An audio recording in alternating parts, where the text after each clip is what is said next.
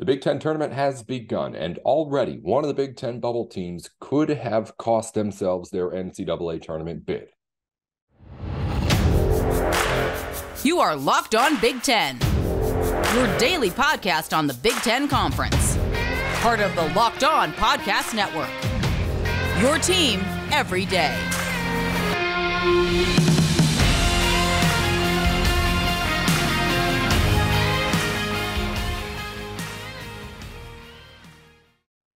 Hey, I'm Nate Dickinson. Thanks for tuning in to Locked On Big Ten, and thanks for making the show your first listen every single weekday. Be sure to follow along wherever you get your podcasts, on YouTube and on Twitter too. It's at Locked On Big Ten, 10 at the end when you're typing it out, not T-E-N. I'm Nate Dickinson, at Nate with Sports on Twitter, and coming up on today's show, we're going to get into, with John Garcia Jr. later on, Purdue's latest quarterback commit. They've got their guy for the 2024 class, a 4-star recruit, and we'll talk more about how the quarterbacks are going at Purdue as of late. That's coming up in just a minute. But first, let's get into the top of things at the Big Ten tournament. The bottom 4 seeds in the regular season facing off yesterday, and we already got ourselves an upset that could cost a team a tournament bid. That being the Wisconsin Badgers losing to the Ohio State Buckeyes over the course of yesterday's matchup. It was a 13-12 upset as far as what happened on the actual seedings, but this game was one in which Ohio State just looked better and played better throughout most of it. Buckeyes had been hot as of late, continue that hot streak by beating a Wisconsin team that really just didn't have it. The Badgers shoot 35% from the field, just 18% from 3. And they can't really take advantage of some of the other opportunities they had because of that. 15 offensive rebounds for this Badgers team in this game. A 16-10 turnover advantage in favor of the Badgers too. But they really just didn't show up. But Tyler Wall was the only guy who had a really, really good game. 19 points, 10 rebounds to go with it too. Badgers just came out of the gates terrible. Really, really bad. Only scored 18 points in that first half, and end up taking a 36-18 deficit into the locker rooms. Now, give the Badgers credit. They fought to get back into this game and were as close as 4 points with about a minute to play. But then they didn't score another point the rest of the way.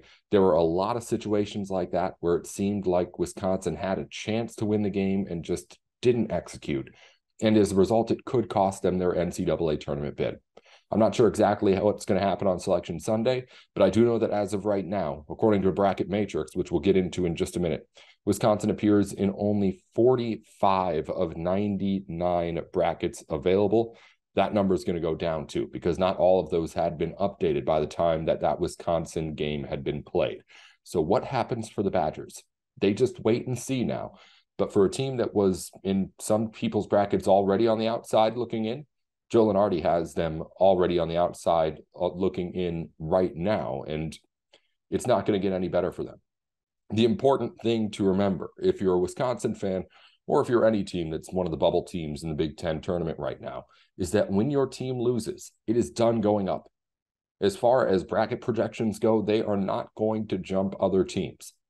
Only teams are going to jump a team like Wisconsin now, because say another bubble team loses here, it's going to be later in their conference tournament than what Wisconsin just lost to Ohio State on. It's going to be hard to justify putting in some of these teams or putting Wisconsin in over some of these teams that are still playing today, tomorrow, into the weekend. So a reminder that if you're a bubble team, it becomes obvious once you lose. But if you haven't lost yet, reminder, if you lose in this Big Ten tournament, your stock is done going up. It can only go down. Teams can only jump you. Teams can only steal bids from those smaller conferences. It's going to be really, really interesting to see if Wisconsin can squeeze its way in there, but it didn't give itself any sort of an argument there with that loss. Losing to Ohio State in this game is a tough one to take, because while the Buckeyes have been playing a whole lot better as of late, that's still a really, really bad loss to take as your last loss going into Selection Sunday. So we'll see what happens with Wisconsin, but if you ask me, that loss costs them the NCAA tournament. We'll see what ends up happening again when it comes to the weekend. And maybe just about all the other bubble teams do end up stumbling. But again, in my book, Wisconsin is on the outside looking in, because there's enough teams, in the Big Ten alone, if you ask me, who will be able to jump the Badgers and would be more deserving of that bid. A tough way to end the season for Wisconsin if that is the way that it ends in the NIT. But again, we will see what happens. The other game yesterday involved two teams that weren't going to be making the NCAA tournament anyway, but an upset nonetheless. Minnesota takes care of Nebraska. A tournament win for them, 78-75, the final score. It was a great game by Minnesota, who all of a sudden has strung a couple of wins together here right at the end of the season. But of course, the Gophers aren't going to the NCAA tournament unless they win the whole thing. Nebraska wasn't going to either. But now it marks possibly the end of a season for the Cornhuskers. I don't know what their chances would be at actually making the NIT and stuff like that. They could play in the NIT. I don't know if they would take a bid to the NIT. I don't know what they would do if they had like a CBI bid going. I'm going to be completely honest. I don't know entirely the situation with Nebraska. So maybe they're a shoe-in NIT bid, and I'm just not up to date on that tournament. But the point is, Nebraska should be happy with its season. It should have gotten this win, to be honest. Minnesota did not play in the way that it had before to be able to get its wins last week, but it just was not a game that you felt like Nebraska was supposed to lose with the way that they had been playing this season, and Minnesota pulls off the upset. They're going to have the right to move on and play here on Thursday. So a good win for Minnesota. I don't have a whole lot of notes aside from the fact that Nebraska really did overachieve. I mean, for this team to finish where it did, given what it was supposed to do, which was really only win a couple of more Big Ten games than Minnesota did. Minnesota finished 2-17 in the Big Ten. Wasn't 2-18 because it didn't play Michigan State. But Nebraska finished 9-11 in a spot where I was expecting more like 4-16, 5-15. For that team to be a game away from being 500 in the Big Ten, that's a remarkable improvement over what was the expectation for Nebraska. And they should be holding their heads high because they overachieved, but also overachieved in kind of the way that you want to by getting better over the course of a season. That team was at the end of the year on its best game. Won 6 of the last 8 going into the tournament. This loss does not take away from their season. It does bring them back down to an even 500, which is tough, but a good season for Nebraska basketball, despite the fact that Fred Hoiberg's team does get knocked out in the first round yet again. Let's look at everything that happened in basketball. Coming up, we're going to talk to John Garcia Jr. on the latest quarterback commit to the Purdue Boilermakers. New coaching staff, new quarterback coming in from the transfer portal for Purdue. So what does this new class of 2024 guy say about how that new staff is viewing the quarterback position? We'll get into all of the specifics about this guy and just quarterbacks at Purdue as of late in general with John here in just a minute on Locked On Big Ten. Before we do that, though, the midway point of the NBA season has come and gone, and now is the perfect time to download FanDuel, America's #1 sportsbook, because new customers get a no-sweat first bet up to $1,000. That's bonus bets back if your first bet doesn't win. Just download the FanDuel Sportsbook app. It's safe, secure, and easy to use. Then you can bet on everything from money lines to spreads, point scoring lines, props, anything you really want. And, of course, the Big Ten tournament and the NCAA tournament. You can put your money in on as well. Anything that you could ever want to bet on, and the chance to not have to risk anything for it. With your no-sweat first bet up to $1,000 in bonus bets when you go to FanDuel.com/lockedon. That's FanDuel.com/lockedon to learn more.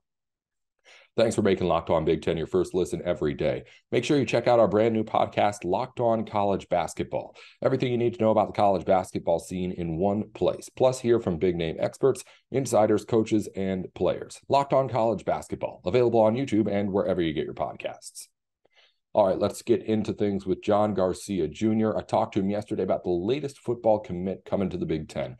A quarterback, a 4-star quarterback at that, headed to Purdue. Not the first one that the Boilermakers have had. They've had some success recruiting at that position. We'll see if it can translate to some more wins and a more sustainable program under a new head coach. My thoughts and John's thoughts here on Locked On Big Ten. You're tuned into Locked On Big Ten. Everything you need to know about the conference every day of the week, including on the recruiting side. And when recruiting stuff happens, we get John Garcia Jr. in here to go over it with us. The Purdue Boilermakers getting a big get at the quarterback position. Marcos Davila, apologies there, It's a 4-star quarterback out of Texas. We've seen Purdue nab a couple of 4-star QBs over the last few years, but this is a bit of a new trend, them getting up to this next level under center. What do you know about this guy in particular, coming out of course, the biggest football state in the country? Yeah, it's just churning out quarterbacks in the state of Texas. Look, Marcos is a guy who is really on the ascent. 2-year starter at Midland Legacy, one of the bigger, more notable programs in the state of Texas. If you watch Friday Night Lights, one of the schools that Permian played against. So obviously, an all eyes on me type of school that shuts down for Friday Night Football. And with that spotlight, Marcos has ran with it as a sophomore. Really broke out, 2,000-yard season, nearly 3,000. And then as a junior, really took it to the next level, increased just about every facet, completion percentage, more yards, more touchdowns, more running production on top of it as well. So a big physical quarterback, but really his calling card is right along with what you would expect at Purdue with Graham Harrell, at the controls. It's spread, it's timing, it's anticipation and accuracy. And at 6'3", over 210 pounds, he's got the physicality to touch anywhere on the field as needed. But when you watch his Friday night tape, Nate, it is very much timing based. So he's already doing a lot of the elements that you would expect to see him do at the Power 5 level. And this presents as a really nice get. Not only a big time, blue chip type quarterback out of the state of Texas, but he was committed to TCU until the other day. So took the visit to West Lafayette and really enjoyed his time there. Family came alongside, and that combination of Graham Harrell, the other assistant coaches, and even the overall feel of that new staff was something he said he already felt at home with, so much so that he pulled the trigger despite having planned visits to other programs. I think Miami, Colorado, a couple other schools were supposed to host him this month, but obviously saw enough on that trip to sort of wrap up his recruitment. And I think that's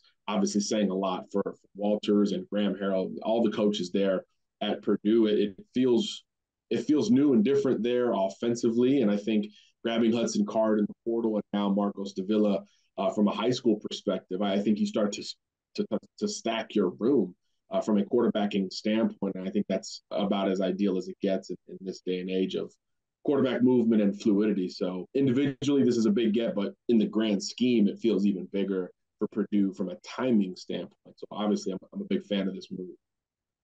You mentioned the fit with Purdue in particular, a new coaching staff, obviously, over there in West Lafayette. What should Boilermakers fans be expecting to in the same kind of vein in getting this guy as the first quarterback on the roster under this new staff? What should Boilermakers fans expect to see as far as how this passing game will look different than under Jeff Brom?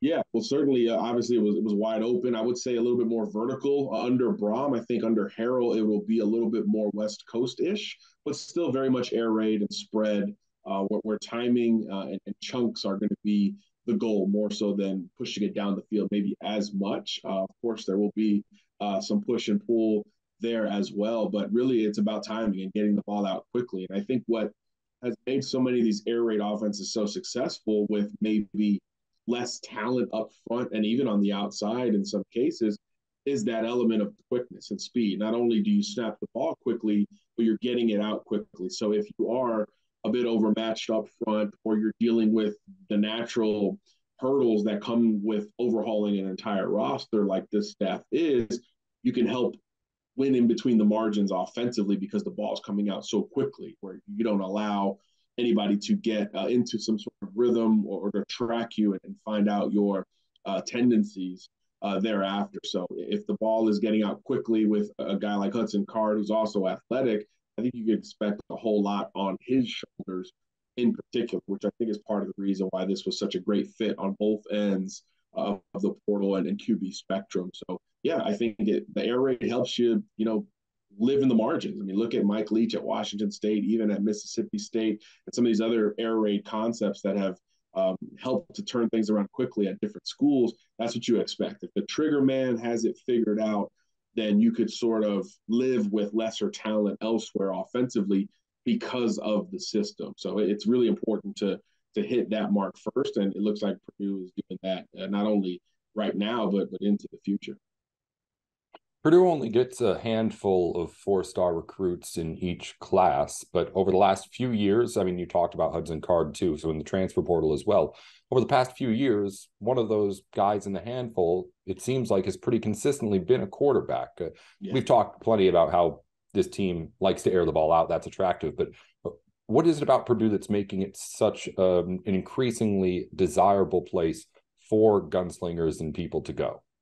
Well, you're starting to branch out more. You know, when you land a Hudson Card, when you land a Marcos Davila in this from Texas, you're putting a Purdue flag somewhere where it hasn't necessarily flown consistently, and that stuff matters. You know, if you're going to utilize a position to stretch your recruiting footprint, quarterback is A1, row one, area one to utilize because it's the most marketable position, the most marketable players, and that's when you bring in a Graham Harrell, those are the kind of boxes you expect to get checked sooner rather than later.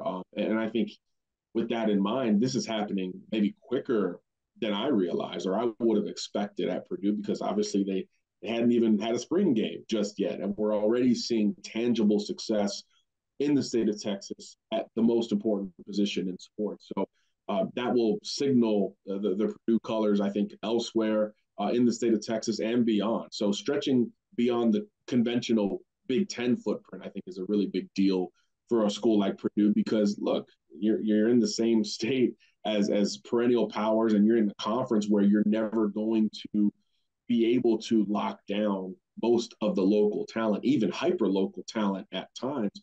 So you've got to get creative. So whether it's geography or scheme, and in this case, it's both, you've got to stretch your footprint a little bit and try to make some inroads elsewhere. And it looks like that those steps have already been taken. They're tangibly taken at Purdue. So I think that's a huge deal. Do you think that quarterbacks recruits are looking at Purdue and seeing it now as an opportunity to be able to become an NFL quarterback? Because while Purdue's had good quarterbacks and Purdue has had good passing numbers, it hasn't exactly translated to that next level success yet with the guys that they've gone through. Yeah, I think Aiden O'Connell's a part of this conversation too, right? He just had a good showing there at the combine.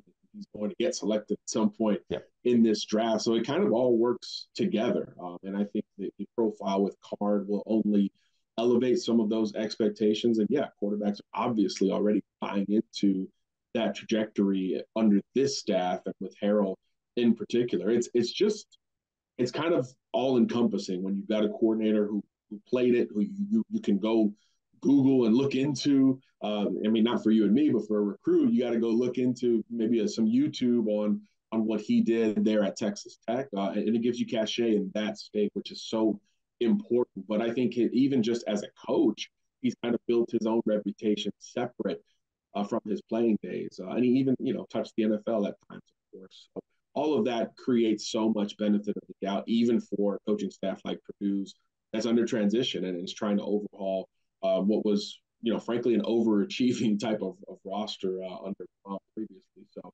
I think now that there's precedent at that position, it could start to branch out, particularly offensively from a recruiting standpoint. Defensively, with Ryan Walters, you've got such precedent already on that side of the ball that really the question the moment he was hired was how can he balance that with an offense that's more attractive. And that's exactly what he's done with Harrell and some of the early recruiting returns we've seen since. So I think across the board, Purdue feels like it's a bit elevated, at least from a recruiting standpoint, with everything else still in front of it. Well, you mentioned Marcos Davila impressed enough to be able to cancel the rest of the visits. And I think he may still make those visits. But the point is, he makes the commitment and chooses the Boilermakers over everybody else.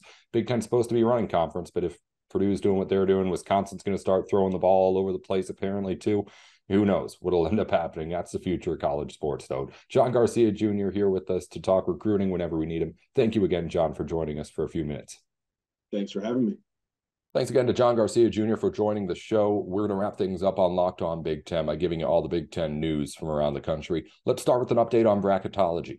Bracketmatrix.com is the site we go to, which compiles 99, in this case, different updated brackets and lets you know where all the Big Ten teams and everybody else stand across those brackets. An average seeding it spits out after calculating all those 99 brackets. For example, Purdue's average seed at the top of the Big Ten is a 1.4. Experts pretty much divided on whether the Boilermakers are going to get a 1 or a 2 seed.